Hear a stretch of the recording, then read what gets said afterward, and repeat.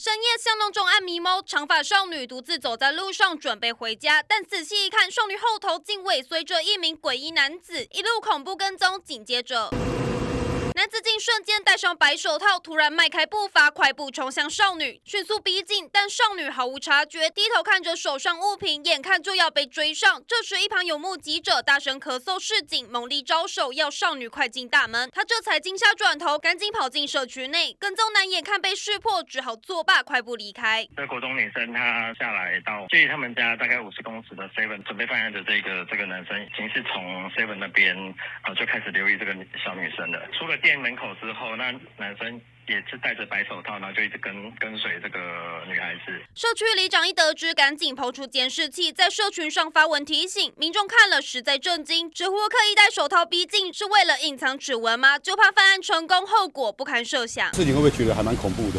会啊，当然会啊，看有没有人尾随，然后就多注意四周这样。惊悚尾随发生在桃园八德，20号晚间10点半，长发少女疑似被嫌犯盯上，所幸当时民众出手相助，嫌犯才没得逞。不过男子作案竟随身携带手套，手法看似熟练，疑似早有预谋，不禁让人怀疑男子是否为惯犯。本所以联系po文者来了解相关情形，将持续调阅周遭的监视器来查证男子的身份。虽然警方未接获报案，跟踪男子未构成骚扰，无法开罚，但警方也将加强巡逻，调阅店也将人揪出。只是深夜恐怖尾随，刻意戴手套逼近，意图实在令人不寒而栗。